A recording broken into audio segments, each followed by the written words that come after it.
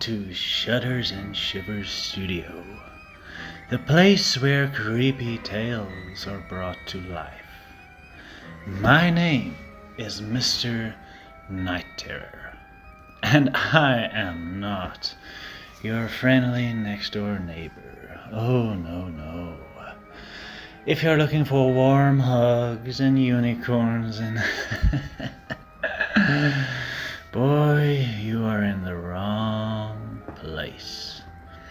But if it's terrifying tales you hope to find, then get comfortable, because Mr. Night Terror is here to keep it creepy. Let us begin. Money can't buy happiness. My mother's words frequently bounced around in my head. I was young, with holes in my shoes and wearing my sister's hand-me-downs. I believed that my mother was wrong with every fiber of my being. That was the driving force that had driven me to the immense success I have today.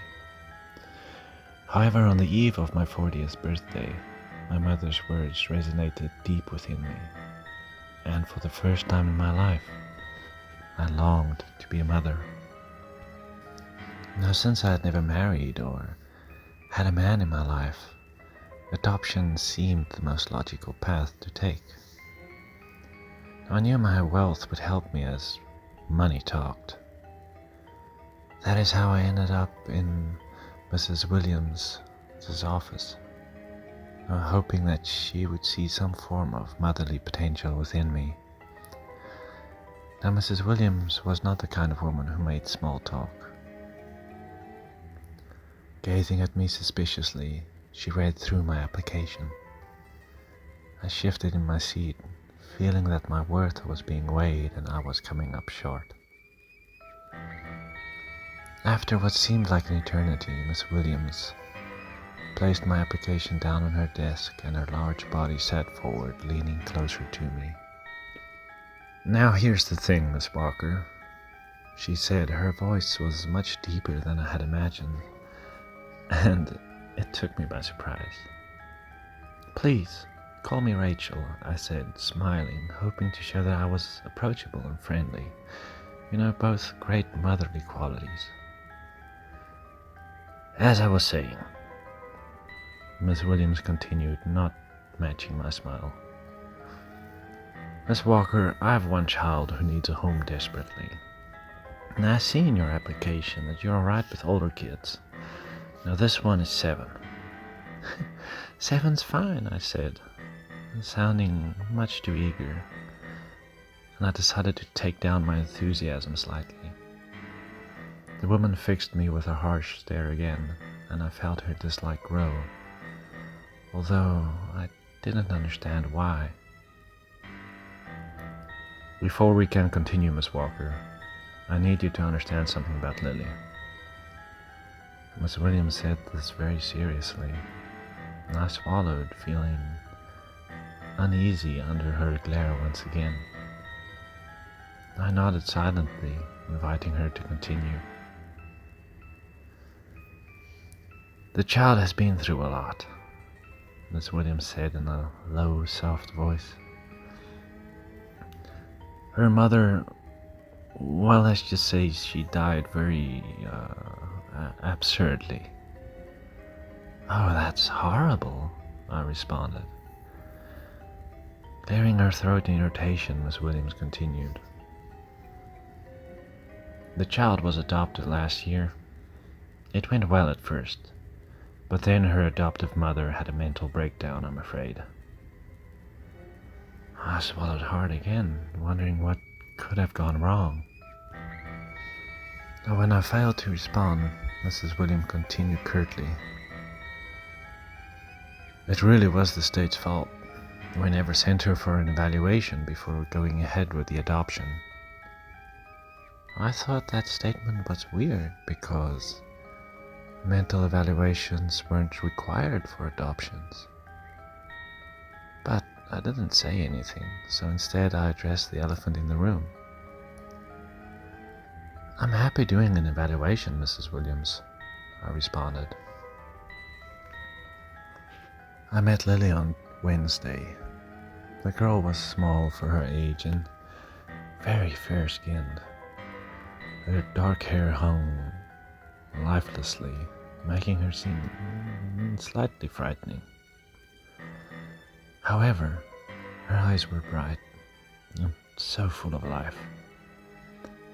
I fell in love with her instantly, and her hugs before I left showed that she felt the same way.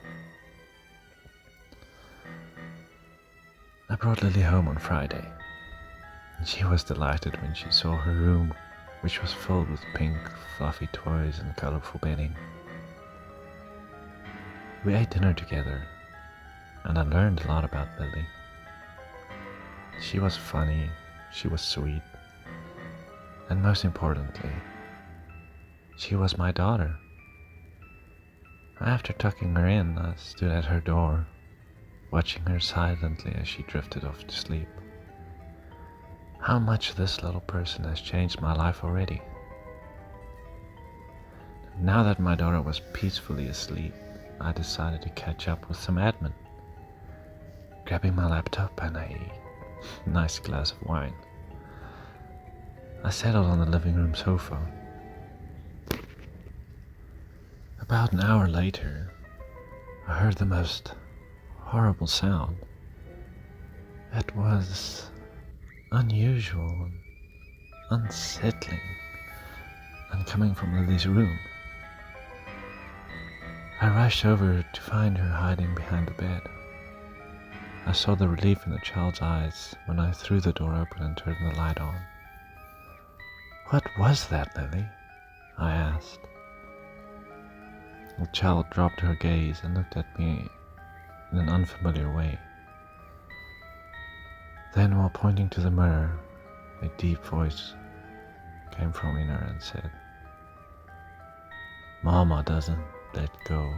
Momma never lets go." I felt a shiver run down my spine as I looked at the mirror in the corner of her room. I saw a crack running over the mirror, and I knew what had happened. I was sure that Lily had been playing, exploring her new room, and knocked the mirror over by accident. It was understandable that she would blame it on someone else since she didn't know me very well. I smiled at her and said, "Well, I'm your mama, Lily. Always remember that, alright, sweetheart?" And I let her sleep in my room that night. The same thing happened the following 3 nights, resulting in more cracks in the mirror and Lily in my bed. By Tuesday, I was feeling frustrated, determined to bond with Lily and show her that our home was safe. I told Lily that I would sleep with her, and we went to bed early, and I read a bedtime story to my precious little girl. Her bed was comfortable, and it felt natural to have my child next to me. But nervously, the girl kept staring at the mirror. "I tell you what, tomorrow I'll get rid of this old thing, alright? But for tonight, let's just get it out of sight," I said as I covered the mirror with a light pink blanket. I dozed off quickly, but was awakened by Lily shaking me slightly. Opening my eyes sleepily, I looked at Lily. She was sitting up in bed. The night light shone dimly. "What's wrong, Lily?" I asked, sitting up next to her. She kept her gaze on the mirror and said, "Mama's here." The blanket started to slide off the mirror as the scraping sound that I heard before returned. "Momma never lets go," Lily said in a low voice, as the hand began to creep out of the mirror. "Momma never lets go."